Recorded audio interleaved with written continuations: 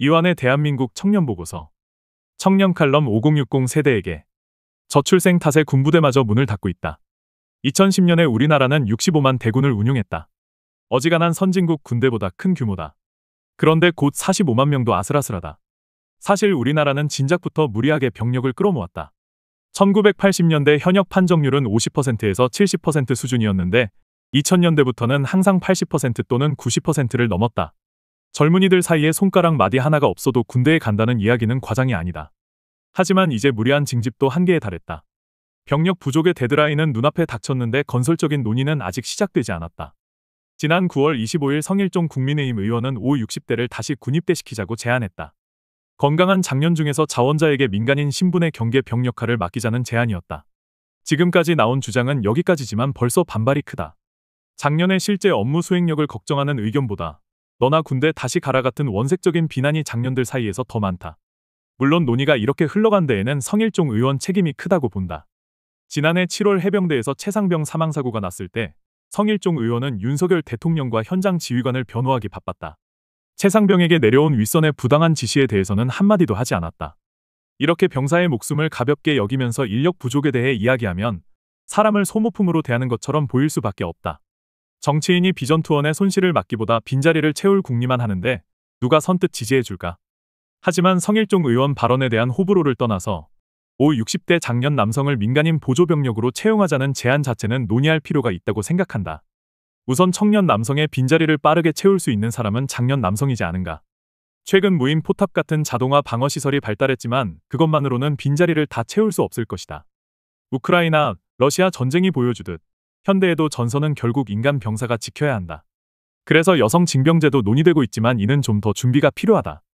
여성 병사에게 어디까지 맡길 것인지, 생리대 등 필수품을 어떻게 보급할 것인지, 트랜스젠더 여성을 어떻게 분류할 것인지 등 논의해야 할 사안이 많다. 하지만 장년 남성을 경계병으로 채용하는 제도는 약간의 역할 조정과 입법만 거치면 된다. 장년의 체력은 생각보다 문제되지 않을 수 있다. 한국건설인정책연구원이 발간한 건설기술인 동향브리핑에 따르면 2023년에 건설기술인의 평균 연령이 50세를 넘어섰다. 고용노동부의 고용형태별 근로실태조사에 따르면 2023년 광업노동자의 평균 연령은 무려 53세다.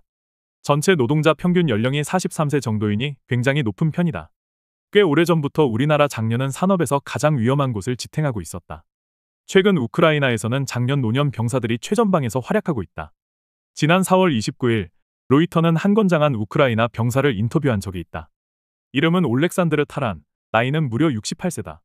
타란은 우크라이나 자포리자 지역에서 포병대를 이끌고 있는데 우크라이나군으로부터 월급을 받지는 않는다.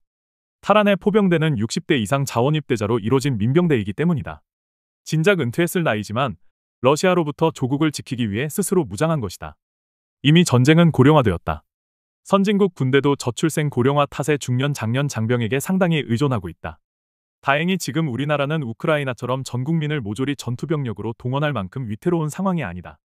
덕분에 장년 경계병력과 기존 전투병력의 역할을 깔끔하게 나눌 수 있다. 이 정도면 장년 경계병력에 충분히 현실성이 있다고 볼 수 있지 않을까. 사실 장년 경계병력은 국가안보 외에도 중요한 이득을 줄 수 있다. 바로 고용 안정이다. 미래에셋 투자와 연금 리포트 54호는 2021년에 주된 일자리에서 퇴직하는 나이가 평균 49.3세까지 낮아졌다고 전한다. 이제 정년에 퇴직하는 사람은 10%도 되지 않는다. 5-60대 퇴직자가 새 기술을 배워서 더 나은 직장을 찾기란 매우 어려울 것이다. 교육비도 문제고 임금 탓에 젊은 인력을 우대하는 기업 문화도 문제다. 게다가 베이비 부머가 대규모로 은퇴하면 재취업 경쟁이 더 가혹해질 것이다. 불안정, 저성장 시대의 장년층을 또 자영업계로 내몰지 않으려면 정부가 직접 일자리를 창출해야 한다. 이때 정부가 장년 경계병력으로 채용한다면 장년층 고용 안정과 국가안보에 모두 유용한 공공부문 일자리를 만들 수 있다. 물론 많은 사람이 공공부문을 확대하는 데에 거부감을 갖고 있다. 주로 공공기관의 효율성을 불신하기 때문일 것이다. 그래서 민간군사기업에 더 많은 영역을 맡기자는 의견이 꾸준히 제기되었다. 하지만 세상 어느 나라도 국방을 민간군사기업에 전부 맡기지 않는다. 마키아벨리가 이야기한 것처럼 용병은 신뢰하기 어려운 조직이기 때문이다. 실제로 러시아에서는 민간군사기업 바그너그룹이 병력 8,000명을 동원해서 쿠데타를 시도했다.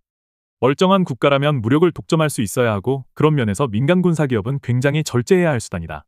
따라서 총을 쥐어야 할 수 있는 장년 경계병력은 공공부문 일자리로 남겨야 한다. 한쪽에서는 평화 분위기를 조성하면 병력을 애써 유지할 필요가 없다고 할지 모른다. 그러나 이는 근거 없는 낙관이다. 우리에게는 적이 있고 그 주적이 정말 평화를 원하는지 알 수 없다. 이때 상대가 평화를 원한다고 믿고 병력 부족을 방치하면 크게 두 가지 결과를 예상할 수 있다. 하나는 상대도 무기를 내려놓고 대화에 나오는 것이고, 다음은 상대가 우리 허점을 노리고 무력 시위를 벌이거나 더 나아가 전쟁을 시도하는 것이다. 이렇게 예상 가능한 위험이 있다면 그 위험에 대비하는 편이 안전면에서 합리적이다. 그래서 김대중, 노무현, 문재인 대통령도 군국주의자라는 비난을 들으며 국방비를 늘리지 않았던가. 당신은 전쟁에 관심 없는지 몰라도 전쟁은 당신에게 관심이 많다. 트로츠키가 했다고 알려진 말이다. 전쟁은 피하고 싶다고 피할 수 있는 일이 아니다. 그러니 누군가는 줄어든 청년 징집병의 빈자리를 채워야 한다. 여성을 징집하고 외인 부대를 창설하는 것도 필요할지 모른다. 하지만 여성 인구도 줄어들고 있는 것은 마찬가지이고 안보 공백을 모조리 외국인으로 채울 수는 없는 노릇이다. 결국 이미 나라와 가족을 위해 헌신한 장년층에게 다시 한번 도움받을 수밖에 없다. 그런 상황이 되어버렸다. 장년 경계병은 안보 공백과 불안정한 재취업 문제에 동시에 대응할 수 있는 방안이다.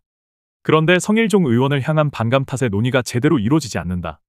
장년 경계병을 지지하면 성일종 의원과 한편인 것처럼 여기는 사람도 많을 것이다. 하지만 그런 진영 논리 때문에 건설적인 논의를 미룰 수는 없다고 생각한다. 우리에게는 그럴 여유가 많지 않다. 더 칼럼니스트